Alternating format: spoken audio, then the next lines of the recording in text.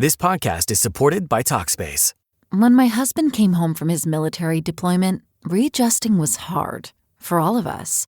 Thankfully, I found Talkspace. Talkspace provides professional support from licensed therapists and psychiatric providers online.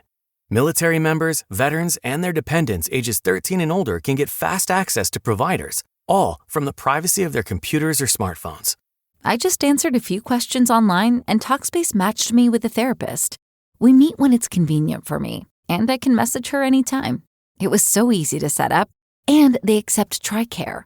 Therapy was going so well, my husband and I started seeing a couples therapist through Talkspace too. Talkspace works with most major insurers, including TRICARE. Match with a licensed therapist today at Talkspace.com/military. Go to Talkspace.com/military to get started today. That's Talkspace.com/military. Warning, the following ZipRecruiter radio spot you are about to hear is going to be filled with F words. When you're hiring, we at ZipRecruiter know you can feel frustrated, forlorn even, like your efforts are futile, and you can spend a fortune trying to find fabulous people, only to get flooded with candidates who are just fine. Fortunately, ZipRecruiter figured out how to fix all that. And right now, you can try ZipRecruiter for free at ZipRecruiter.com/zip. With ZipRecruiter, you can forget your frustrations because we find the right people for your roles fast, which is our absolute favorite F word. In fact, 4 out of 5 employers who post on ZipRecruiter get a quality candidate within the first day. Fantastic. So, whether you need to hire 4, 40, or 400 people, get ready to meet first-rate talent. Just go to ZipRecruiter.com/zip to try ZipRecruiter for free. Don't forget, that's ZipRecruiter.com/zip. Finally, that's ZipRecruiter.com/zip. Hey, warmer from the low! Welcome to lovely Las Vegas for Coast to Coast Hoops with myself, Greg Hoops Peterson, now part of the VSiN family podcast. We've got an excellent podcast for you. We're going to be joined in a few minutes by one of our good buddies, Rocco Miller. He does such amazing work over at Bracketeer.org. We're going to be chatting with him about a wide variety of things. Some of the teams that we always seem to pencil in as that top team in their conference, and whether or not a few of them are looking a little bit vulnerable or not. We're also going to be chatting about some of these mid-major teams that have went for it in terms of scheduling, might be able to make a little bit of splash for an at-large bid. We're going to be looking at the, shall we say, West Coast non-power conference teams, but teams are very close to a power conference. We're going to talk a lot about the WCC. We're going to be talking a lot about the Mountain West as well, and teams that are outside the Power 5 conferences that he thinks have a valid chance to perhaps be able to make a run to an NCAA tournament bid and be able to get an at-large bid. And if you do have a question, comment, segment idea, what have you for this podcast, you have one of two ways to be able to fire those in. First one is my Twitter/X timeline at gunit_81. Keep in mind, letters CM, they mean does not matter, so per usual, please do send these into the timeline. The other way is via an Apple Podcast review. If you rate this podcast 5 stars, it is very much appreciated. And then from there, you're able to fire in whatever you'd like to hear on this podcast via that 5-star review. While I did not get in any Twitter/X questions today, everything is powered by EdgeBoost. EdgeBoost is making sure that bettors are able to have access to their funds whenever and wherever they want. With EdgeBoost, 100% of gambling transactions do get approved, and when you go to edgeboost.bet, make sure you put in that promo code of Greg, G-R-E-G. That'll get you a $1 match on your first deposit up to $25. Now let's chat with our good friend Rocco Miller, who's doing just an absolutely superb job of getting set for the upcoming season. I know this show, the mid-major show on the Field of 68, is going to be coming back relatively soon as well. He's been a master at being able to get things set with regards to the scheduling front. He's been working over at Trilly Donovan's website as well. This is a man that is just all about college basketball, and he's all about getting us great information. You're able to follow him on the old Twitter/X at his first and last name, Rocco Miller, and then the number 8 altogether. And Rocco, it's always a pleasure, my friend. Thank you. Yeah, thanks, Greg. Great to be back on with you. Happy September. How we feeling? I'm feeling great, Rocco, and I know you're feeling great because a lot of these teams are getting their schedules in line. We're less than 60 days away from the start of the college basketball season. And just how do you take a look at the mid-major landscape for this year and which teams might be trying to go for it in terms of trying to be able to put themselves in position for an at-large bid that might be outside the power conferences? Yeah, well, I think you got to start that conversation with the Mountain West Conference. Of course, you know, they hit a inside straight 2 seasons ago by getting 6 bids into the tournament. Last year, it took a little bit of a step back, but I believe still got 3 or 4 in. So now this year, we add Grand Canyon to the mix, and I think that gives 8 teams, at least on paper, 8 talented teams on paper, a shot. Now, from a from a schedule standpoint, clearly Utah State was one that tried to balance their schedule with some aggressive moves, getting the VCU game.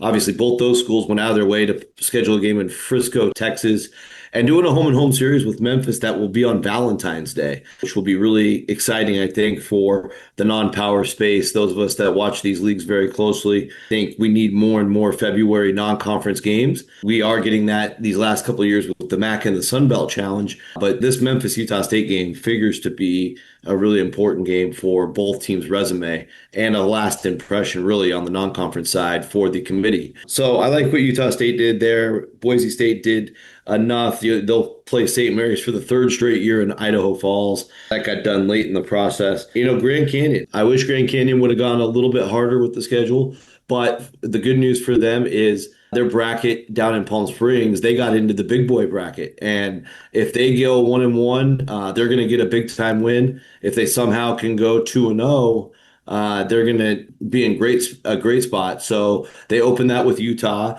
a team they certainly might actually have the advantage over with Alex Jensen being in his first year and his first month on the job. But then they would get either Iowa or Ole Miss in that championship game. And I think either one of those is a big time opportunity for a school like Grand Canyon. Have a few other shots along the way. I think they do have Arizona State as well. And then I think you look at, New Mexico, who went a little bit lighter. They might be able to build a good enough resume in the conference. We saw some of the conference schedule get released in the last few days, and New Mexico will be playing Grand Canyon twice, San Diego State twice, Utah State twice, and Boise State twice. That alone, as long as those teams do their jobs in non-league, can help Mountain West maybe get to a 4-bid place once again, maybe even up to 5 with the addition of Grand Canyon. So I think it's an exciting year for the league. It's the only time we're going to see the league look like this. A lot of these teams, especially the upper echelon teams, are going to the Pac-12. We'll only be left with New Mexico and Grand Canyon and Nevada and UNLV at the top. UNLV is a team I didn't mention yet, but certainly a lot of upside on UNLV's roster. Not sure if they can play up to an at-large yet, but they'll certainly get some pretty cool cracks by playing in the Players era, where I think they are playing Maryland, for example. So Mountain West should be okay and should easily be a multi-bid league. I think 4 is a successful year. 3 or less is probably going to be looked at as a disappointment just based on the fact that Grand Canyon is in on top of the teams we're used to seeing. When you go to the American Conference, I think that's an intriguing one because South Florida is probably the pick to win the league based on talent, based on returning players, and they have some really great opportunities to have a good schedule. Of course, getting that game at Alabama due to Hodgson's relationship with Nate Oates and the Tide, it's just a free swing of the bat for them, expected to lose, but if they somehow get a win at Alabama, that changes everything. They have a really critical game also playing VCU and that will be in the opener of Battle for Atlantis. The winner probably gets Vanderbilt on the second day. The loser probably gets Western Kentucky on the second day. That's just a pivotal game for both VCU and South Florida. But they're also going to Oklahoma State. It's a Big 12 road game, you would hope. That ends up being a quad 1 game. They do have Utah State, that team we just talked about, at home. A road Kennesaw State game is going to be a sneaky, tough road game with an electric environment, the Amir Abdur-Rahim Love Wins game. Can't wait for that, November 16th. And then even earlier in the year, George Washington, who does have a lot of talent on paper, that's another good neutral court game they got on the schedule. Plus hosting Charleston, and Charleston's in my preseason top 15 for Field of 68, top 25. That is coming out soon, so there's a sneak peek for you, Greg. So yeah, I like what South Florida did with the schedule. Obviously, Memphis schedule's ridiculously hard every year. Kudos to Penny. I don't need to go through all their games, but most of their games are big. Power 5 games. I believe they have a total of 7 Power 5 games, 4 of them being against the SEC. So certainly no concerns there. And I think the rest of the American, North Texas has a manageable schedule with a few strategic games, but none of them are impossible. The hardest is at St. Mary's. Wichita State's kind of in that sleeper position. They go to Boise State in northern Iowa. They also play St. Mary's in the opener of that same Battle for Atlantis on the other side of the bracket. But I think just realistically, these teams are coming from tough positions to jump all the way up to a top 50 level program might be too much to ask. North Texas, of course, is that level as a program, but Danielle Robinson taking over the program, you have to imagine they're going to take some lumps, and that's going to ruin any chances of an at-large there. That pretty much is it for the American. I think the A10, Dayton's got a good schedule. VCU's decent. The rest of the league's mostly disappointing. George Washington was very disappointing to not have a more aggressive schedule. And I think also in the WCC, it's a little stronger. There is an opportunity for 3 bids. San Francisco really stepped up, playing 4 Power 5 teams, plus road games at St. Louis and at Memphis. On top of that, this is the best schedule I've seen San Francisco have in my decade plus of living here. St. Mary's is doing what they always do. They'll have a good schedule. Santa Clara continues to be aggressive. So all 3 of those did great work on scheduling. Gonzaga's playing a national schedule. So the WCC, if Seattle University, Loyola Marymount, those middle of the pack teams, Oregon State, Washington State, can also just do their part and have a good enough year, making those games valuable in league play, the league's got a really good chance to get 3 bids. Yep, and I do think that the WCC might be one of the most interesting conferences in all of college basketball this year. As joining me on the show, we do have Rocco Miller, who does great work over at Bracketeer.org, joining me right here on Coast to Coast Hoops, because you do still have Washington State and Oregon State in there for another year before the new Pac-12 gets formed. What the WCC will look at afterwards, I mean, man, that's going to be interesting, but I do think that it's a fun conference because you've got all these West Coast teams duking it out mano a mano, and I do feel like there's a lot of, shall we say, more strength in the middle than there has been in the past, because typically it's been Gonzaga, obviously, number 1, typically St. Mary's, number 2. I feel like Santa Clara and San Francisco have formed themselves as a nice 3 and 4, but it feels like there's more competitive teams around like 5 through 8 than we've ever seen. Oh, absolutely. Yeah, and I think, Seattle University, they finished around 120 in KenPom last year, despite having a losing record. It was a really wild year, but they beat the University of Washington, which is a huge deal in Seattle, for the first time since rejoining Division I in 2008. They play every year. I believe they were 0-15 before last year's win, where they finally got over the hump there. This year, they'll play the Huskies in Climate Pledge Arena, which, Seattle U uses for their bigger games. And of course, they'll have to use that more this year, being in the WCC, when they get Gonzaga in town for sure. And when they get Washington State in town, I'm sure they'll use it for the St. Mary's game as well. We'll see who else ends up there. There's a good amount of talent back for Seattle U. They're very excited. Some upside to finish in 5th. So does Oregon State, Washington State, and LMU. And so, Washington State, a weird year last year. They actually had a really great non-conference, and right around January took an injury or 2, really lost their organization defensively, and they could not get any stops in league play. Ended up getting blown out quite a bit down the stretch. It was a little surprising. For most of the first 2 months, we both agreed, Greg, that the Cougars were in great shape to make this league. They were probably in the best shape, actually, for an at-large bid. Even better than St. Mary's heading into league play, and obviously that changed pretty quickly. So Washington State's got to regain that momentum, but honestly, over there in Pullman right now, resources are pretty scarce. They didn't spend a whole lot of money in the portal. Could be a tough year once again. So we'll see what happens there. But I also think Loyola Marymount does have a really good roster on paper. The question with Stan Johnson's program is, are they going to be consistent? They've just really had a hard time finding the consistency. We've seen them win at Gonzaga. We've seen them take out St. Mary's. So they've got the experience, at least understand to win these big games. But it seems like once they win one of those big ones, they'll go and slip up and, lose at home to Pepperdine, right? So that'll be very interesting to me. But I do think there's quality there. And I think when it comes down to metrics, those 4 teams should all be top 150 teams, you would hope. The upside of each getting into the top 100 if everything hits right. And then Pacific spent $2 million on their roster, I've been told. So I know it's a lot of European players that have to learn the game, and maybe it takes them a lot of the year, but they could be really tough by the end of the year. And Portland, Pepperdine, and San Diego also has been well documented, really upgraded. They have the $35 million practice facility. It's beautiful down there. Coach Lavin was able to get more investment into portal players. Their roster is up above $2 million as well, reportedly. So again, if you can just get some substance from Pacific and San Diego, man, that makes a huge difference as well. Yep, absolutely. If you can get San Diego to be a little bit better after it was another rough year for them last year, if you could get Pacific to be able to climb out of the gutter as well, that will be massive, and that would help out a WCC that we always see those top few teams be rock solid, and then you've got a big bottom. If that bottom can just elevate a little bit more, that'll be helpful for them. As joining me on the show, we do have Rocco Miller right here on Coast to Coast Hoops, and while we're on the topic of these, shall we say, mid-major slash high mid-major conferences out there in the West Coast, how about if we talk about the Mountain West a little bit more on the flip side with Rocco? He's a man that, much like myself, is out here in the Pacific time zone, so we'll talk a little bit about the strength of the Mountain West, how many teams can they perhaps get into the NCAA tournament, and additionally, I'll bring up with him the debate of South Florida. Where does he see them being able to land this season? Can they knock off Memphis? We'll talk about that and so much more right here on Coast to Coast Hoops with myself, Greg Peterson, now part of the VSiN Family Podcast. This podcast is supported by Talkspace. When my husband came home from his military deployment, readjusting was hard for all of us. Thankfully, I found Talkspace. Talkspace provides professional support from licensed therapists and psychiatric providers online. Military members, veterans, and their dependents ages 13 and older can get fast access to providers, all from the privacy of their computers or smartphones.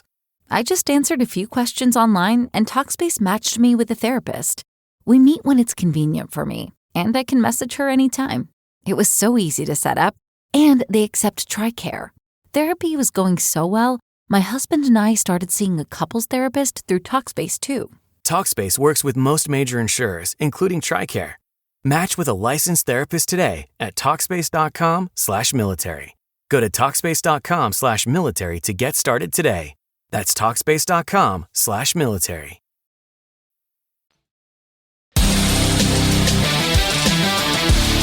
And we're back here in lovely Las Vegas for Coast to Coast Hoops with myself, Greg Peterson, now part of the VSiN Family Podcast. Always a pleasure to be joined by Rocco Miller, who does such great work over at Bracketeer.org. I know he's helping out with Trilly Donovan's website as well. He's doing an amazing job getting these teams set for their non-conference slates as well. And the Field of 68 mid-major show, he is a part of that with one of our good friends, Sean Paul. Follow him on the old Twitter/X at Rocco Miller, his first and last name, and the number 8. And we left off talking about the WCC on the other end, because I think that that's an interesting conference, but let's call it what it is. When it comes to the West Coast, the conference that has been able to get a lot of teams in the NCAA tournament over the last few years, that would be the Mountain West, and I think that there's a lot of intrigue once again this year, because obviously Air Force is that team in the bottom, but I feel like the middle once again is solid for the Mountain West. You talked about 6 bids is going to be impossible for them this season, but I look at this conference with a lot of teams I think could be hovering right around like 45 to 60 when it's all said and done, and I think that there is a lot of intrigue there as well, because I feel like that top team is San Diego State, but those teams are going to be like 2 through 6. I think it's going to be a dogfight for all of those positions. Yeah, it certainly will be. And you might see some ties, right? We might see some ties for second, ties for fourth, things of that nature. So that's going to be really hard to separate when you go through and simulate the schedule. There's some conference scheduling balance in play as well. I noticed on Grand Canyon's conference schedule, for example, they only play Colorado State once. And they also only play, I believe it was Nevada once. So that's going to be going on throughout the conference. So we just want to double check each of those schedules for the top teams, make sure they're playing the strongest games possible. Looks like Nevada might have a very easy schedule, but I'm not sold on Nevada's talent. They're coming in around 130th in the preseason projections per the Torvik model. But I think when you look at this top 8, I should just narrow it down to the top 7. We'll leave Nevada out. I do think there's a lot to be excited about. Colorado State's the one. They do have a good amount of talent, but with Ali Farouk-Manesh, it's his first year in the big seat, the head coaching seat. He's been around the program for years. What can they accomplish? They have to replace an NBA first-round pick. That one I'm having a hard time getting sold on, but I do think Grand Canyon and all the momentum they have, New Mexico under Eric Olin, they're going to surprise people. UNLV's talent is probably the 4th best talent team in the conference, projected around 70. Could be a really exciting year, one for Josh Pastner. I'm convinced that Utah State and San Diego State are tournament teams. Boise's kind of the insurance policy to make sure the league gets three bids, so they have to do their part. But I do think there's upside with all 7 of those. Yeah, man, I think that the Mountain West is going to be a lot of fun. Getting in their Grand Canyon was obviously a nice boom for them, and obviously the WAC, it's going to be very interesting to see what we get out of those 7 teams this season. And I just do think that nationwide, we've got a lot of parity with regards to a lot of these conferences, and I know you were talking in passing there about South Florida and the way that they've scheduled, and I think that that could be a surprise to a lot of people as well, because I feel like among the conference winners for the regular season, a lot of people have penciled in a few. A lot of people always try to give Gonzaga the free space out there in the WCC. I feel like Memphis is one of those teams in the American that everyone is banking on in terms of winning that conference, but I'm not convinced, and I'm not sure how you look at South Florida, but I think that they have the chops. You're number 1 under Brian Hodgson to perhaps win the conference and be able to dethrone a Memphis team that, while Memphis has a lot of talent, there's always been a lot of inconsistency with that program as well. Memphis is always an interesting roller coaster. We've ridden it a few times. Last year was especially a roller coaster, and it feels like every year is. At South Florida, listen, I understand that most of the faces are new. CJ Brown ended up coming back to South Florida after his freshman year, after flirting in the portal a little bit, and he will have a key role on the team. But you just think about the fact that both Isaiah Nelson, absolute stud, physical, can certainly play at the American level, had great numbers, especially rebounding the basketball at Arkansas State with this system. He's now an older senior, ready to lead the front court. Joseph Pinion, also a senior, also a big-time role at Arkansas State. So those two come in, and they can basically be an extension of the staff. I think it's a dream in this era to be able to hire a guy and then also bring a couple players like this that fill right into your starting lineup as contributing seniors that have already won a lot of games. That's what South Florida has with these two guys. And then Damian Collins, we know from his time at LSU, he has the chance to be a dominant player in the American level. So that's a really nice piece to the front court to add in. And this Wes Enos, point guard from D2 Lincoln Memorial, he was an All-American. He had offers all over D1, and Hodgson, being the great recruiter that he is, convinces him to be part of this South Florida family that looks very strong right now. And then you throw in Josh Amajafo, who was on that great Robert Morris team last year, played a really big role, 30 minutes a game, 11 and a half points a game there. So their starting 5 projected is old and has won a ton of games. So there's a great start. And then you add depth like Devin Hade, who's an absolute winner, probably the second best player at Central Connecticut. You have Isaiah Jones, who won a lot of games when he was at Oakland and learned from Greg Campy. And those two are also seniors. James Madison transferred. Xavier Brown didn't play as much, but he's also a quality senior to add to the depth. And Deontay Green's the other guy who stayed from last year, another senior. So if that ends up being their top 10 in the rotation, probably narrow that down to 8 by midseason. Greg, you're looking at everybody except for CJ Brown being an upperclassman or pretty much all seniors. So just because they all have the Bulls logo on their chest, don't be fooled. These guys are old, they're mature, and they're used to winning. And there's just a lot of upside here. Oh, there certainly is. That's one of the teams that I just feel very bullish on. And I want to extend that a little bit further as well, because I mentioned it. There are a few teams that we always think, oh, they're just going to be able to run roughshod, win their conference. Is there another team or two that typically we pencil in to be able to win their conference that you think they might be a little bit in danger, much like I think that Memphis is out there in the American? I've gone through a lot of the more mid-major level leagues, just slightly below that. But I do think, it could be a tough year. Drake's had so much success.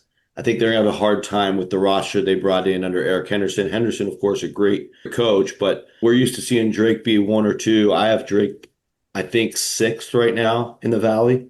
And I know a lot of people did last year too, but I was not one of them. So that's for the record. I had my McCollum research done early, and I think I had him 3rd, so I can't claim that I had him winning the league.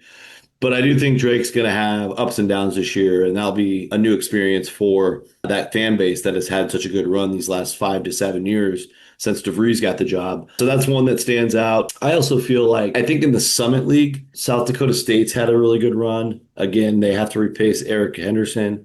So that league's pretty much up for grab. I'm bullish on St. Thomas being the best team this year.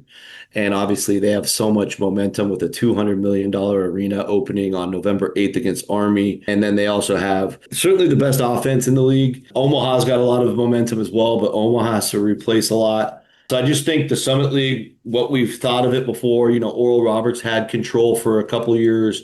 Then it was South Dakota State. North Dakota State's had their time. This could be St. Thomas's year. And I've got St. Thomas in my top 15 as well in the poll. So that's a league where I think things are going to feel and look a little bit different. And they were last year. I think Omaha winning it was really good for kind of just the variety of what's possible in the Summit League. Otherwise, I think the CAA should be phenomenal.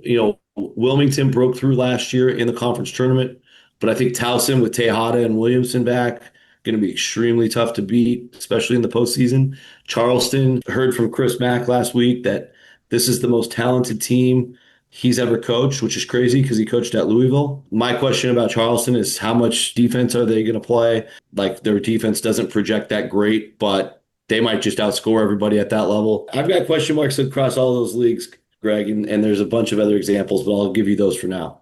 Yep, absolutely. And I do think that it's going to be a very fun, eventful upcoming season. And I know you, Rocco, are doing such an amazing job of getting set for it all. You just laid it out, the way that you're taking a look at all of these team schedules, the way that you're getting set for your preseason bracketology, which I know you're able to put your own spin on things. I know that you're going to be working on that in the coming weeks for opening night. So love to get people at home know it's all on tap for you and how people can follow along on social media and other platforms. I got to get that done, Greg, because we've got SoCon Media Day October 1st. So I'm committed to being there. I think that'll be one of the first media days. I know the SoCon wanted it to be, so hopefully for their sake they are. I think the SWAC might be going on September 25th, if I remember right. But that's just a Zoom, so we'll still count the SoCon because they're actually having people come to Greenville. Looking forward to that, by the way. One of the things we're working on, Sean Paul and I have the Mid-Major Show, which again will be a live production this year. Very excited about that. We'll have a new host that we're going to introduce. And Sean and I will basically be coming on as the experts for episode 1, September 18th. So a week from this coming Thursday. Be sure to tune in live, 5 p.m. Eastern on the Field of 68 platforms, YouTube, Twitter, etc. We are going to have Flynn Cameron, head coach of High Point. They're in our preseason top 10. Just a little bit of a spoiler, but our number one team is going to be the Liberty Flames, and Coach McKay will be joining us on the program as well. So we want all the mid-major audience involved because it's going to be a great show every week at the same time, 5 p.m. Eastern every Thursday, and we're going to start that thing September 18th and roll it all the way through March. So fired up about that. So I'm putting final touches on my top 25 there and the top 3 All-American teams for the mid-major space. Also working on preseason bracketology. A good friend in the business that does the Utah Runnin' Hoops. Hopefully I get that right. Runnin' Hoops podcast. He's doing a Big 12 preview. I'm going to do my Big 12 projections as part of that with him. So look for that in the next 2 weeks. And that's just several things. We got interviews with the NEC commissioner tomorrow. That will be for Basket Under Review on Trilly Donovan's site. Yeah, just stay tuned. I'm on Twitter, X, at Rocco Miller 8. And Rocco, he does such an incredible job taking a look at this amazing game of basketball. And every single time he joins me, he lends such great insight. So big thanks to Rocco for joining me on Coast to Coast Hoops, now part of the VSiN Family Podcast. And if you do like hearing from this fine podcast, Coast to Coast Hoops, you're able to subscribe wherever your podcasts, Apple Podcasts, Google Play, Spotify, Stitcher, and TuneIn. If you have a question, comment, segment idea, whatever you for this podcast, you have one of 2 ways we'll fire those in. First one is my Twitter/X timeline at gunit_81. Keep in mind, LarzM, naming does not matter, so as per usual, please do send these into the timeline. Other ways, find an Apple Podcast review. If you rate this podcast 5 stars, it is very much appreciated. And then from there, you are able to fire in whatever you'd like to hear on this podcast via that 5-star review. And I'm with you guys every single day on this podcast, regular season and off season, more than 2,100 straight days without a missed podcast. And be on the lookout for some conference previews that are going to be coming your way in the next few days as well. So I'll be back with you once again tomorrow. Thank you.